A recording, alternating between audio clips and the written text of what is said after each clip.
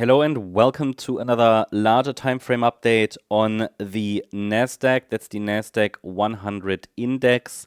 We are still looking at potentially at the end of a larger degree rally where a major price top could really form.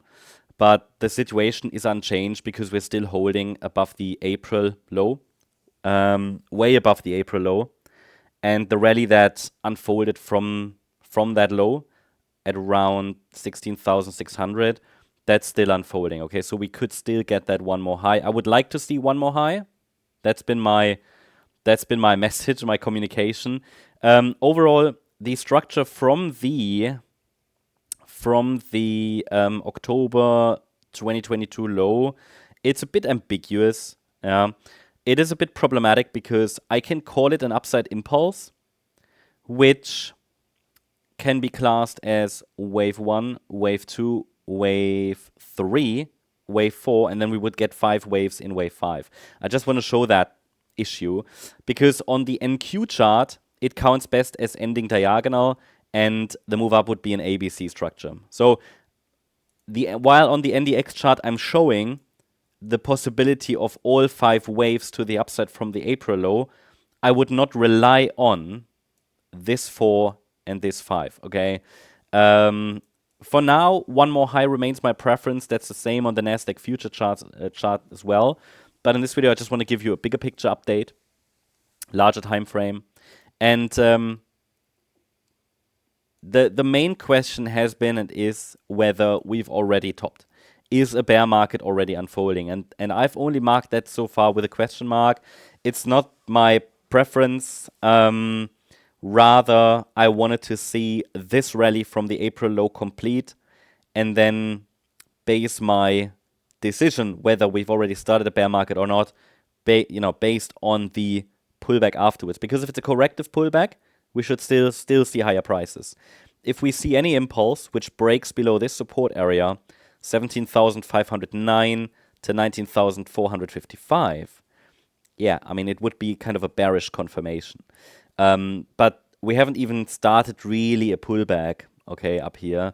The support area is clear. Again, I prefer a corrective pullback, but really it will be the actual pullback that will tell us the structure. So we might be able to tell what's going on based on the detailed wave structure to the downside once a pullback starts. For now, I have a very clear 3-wave advance from the April low.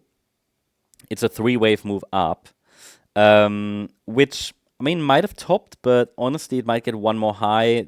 Microstructure still allows for that interpretation that we get one more high. And then obviously, when we get the pullback finally, it will be this area that we have to pay attention to, between $17,509 and $19,455. Zooming in a little bit. On the 1-hour time frame, we can see that there was recently a bit of a pullback here. Kind of looks corrective in nature. Wasn't really a 5-wave decline. So that keeps the door open for higher, maybe one more high or so. But obviously the move up is already extended enough to be considered complete. You know, we've reached this blue target area. It's between 20,495 and $22,520.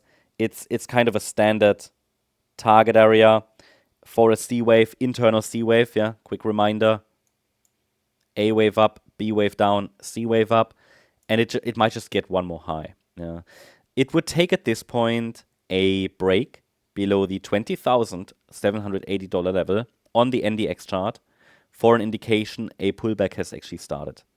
I'm also tracking the S&P, obviously, and on the S&P, it looked a little bit more clearly like a 5-wave decline.